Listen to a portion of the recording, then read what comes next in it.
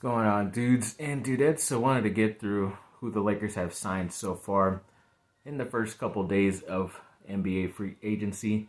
It did start pretty good and have continued to not only re-sign guys on their team, but sign some other guys as well. So it's looking like it's shaping up to be pretty good, in my opinion, overall. So let's get into one of the bigger first things that happened.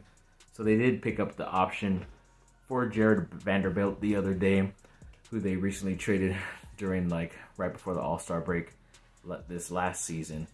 So that's obvious because he was a pretty good player for them. He did not play towards the end of the season, but he was still playing in a lot of the playoffs and stuff right before the last series. But overall, still think it's a really good thing. And plus, it's only like $4.7 million, something like that. So either way, it's a nice bargain if you wanted to either put him in a trade with someone else to get someone else, or to keep him and maybe work out a deal throughout the season or after this season coming up. So either way, pretty excited about that.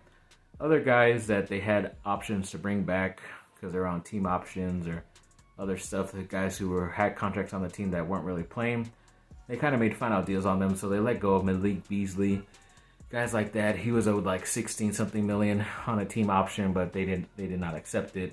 Mo Bamba had like a $10 million thing.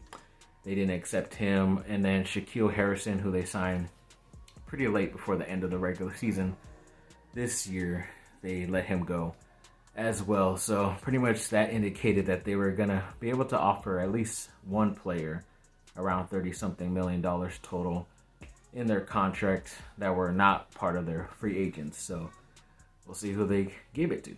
So yes, the one free agent that got pretty much the majority of the money other than the re-signed players for the Lakers was Gabe Vincent, who had a really good playoff run with the Miami Heat, helped lead them all the way to the finals, had some pretty good games along the way as well, and has still been a pretty consistent guy from that organization, even though he was undrafted a few years ago.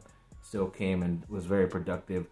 Started quite a bit for them, came off the bench as well. So he's played with guards too, so he's obviously playing good off the ball and willing to help a team win a championship and not always worried about himself. But getting him on this pretty low end of a deal, I think, was pretty good for the type of player he is, in my opinion. And he kind of replaced Dennis Schroeder eventually with a younger guy, and probably a little bit cheaper too, because I think Schroeder ended up signing with Toronto or something like that for pretty high money. So either way, I thought this was a nice deal. And then pretty soon right after that, they signed a small forward in Taurean Prince, who was recently with Minnesota, I believe. But I've seen him. He had his better years in Atlanta, and I think that's where the head coach, Darvin Ham of the Lakers, coached him as well. So they obviously have some good footing and can help coach each other and play for each other as well.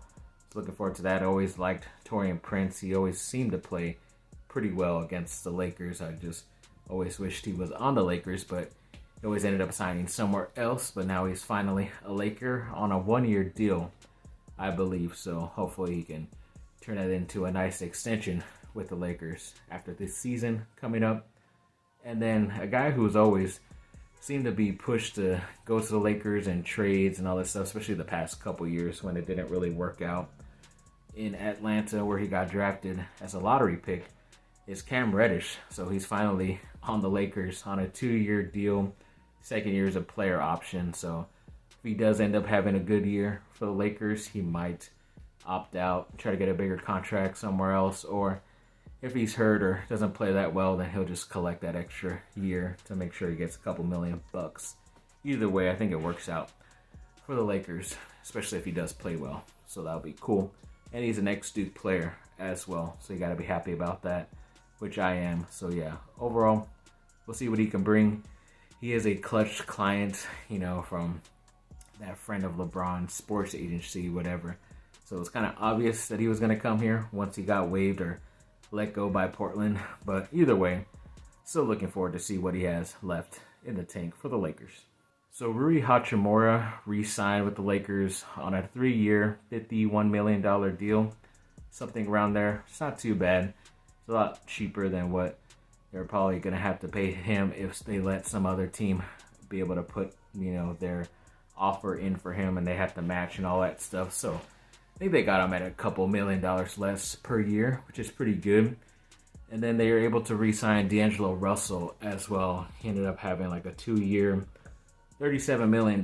So that's not bad either, because I think they wanted to spend like around 30-something million dollars a year for those two guys, and they got like around 34, 35, 36, something like that per year for those guys, at least for the next 2 years. So either way, I think that's good. And then it's also like a nice number when you're trying to put trades together as well. So if the Lakers end up wanting to do that in a couple months during the season, they're able to trade these guys away and make the money match up a little bit easier. So we'll see. I know Damian Lillard recently said he wanted to get traded from Portland, but I don't know. I don't think the Lakers can offer much if the Trailblazers want draft picks and all that. They have some players now, but I don't think that'll be enough for them either. So he's probably a no-go. But either way, if they wanted someone else, another disgruntled star out there during the season who ends up talking, then they could end up getting him also. So we'll see. And then I think it was yesterday at some point, they did sign Jackson Hayes to be like a backup athletic center. He's a pretty young dude. He went to the University of Texas, and he was all right. He was just more athletic and defensive minded that first year there and the first couple years in the NBA. Just using his athleticism and trying to be like a high energy type of guy coming off the bench. And yeah, he can shoot here and there, but he's more of definitely a project and a guy you were able to get on this 1 year. I think it was actually the same thing, a 2 years, second year player option type of thing. So prove it and you'll get to keep your player option or work out a new deal. So either way, it could work out for the Lakers if these guys step up. Definitely looking forward to it. But yeah, could be interesting to see what ends up happening with them, because it's nice to have like an athletic guy back there to help out Anthony Davis.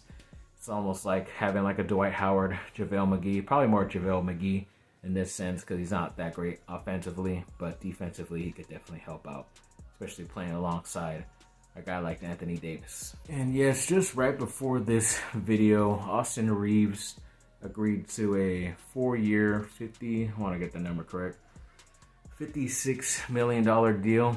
I think the Lakers kind of saw that no team was putting up an offer, and they kind of wanted to get the deal done before someone who has a lot of cap space like San Antonio puts out an astronomical number out there, where you're going to pretty much be overpaying for a guy like Austin Reaves just to keep him in.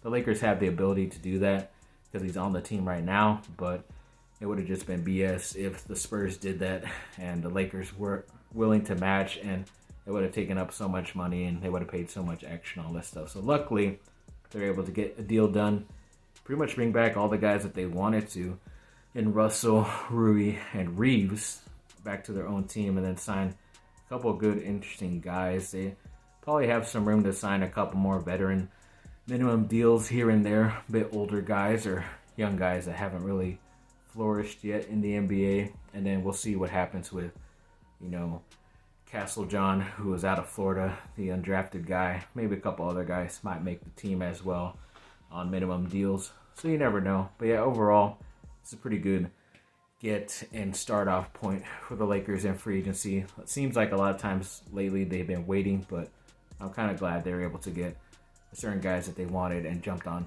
certain players, because they did get some good overall quality throughout their roster and their depth chart. So I'm pretty happy about that. Definitely looking forward to the next season coming up. So yes, thanks for watching, people. Like, subscribe, comment down below. Let me know what y'all think.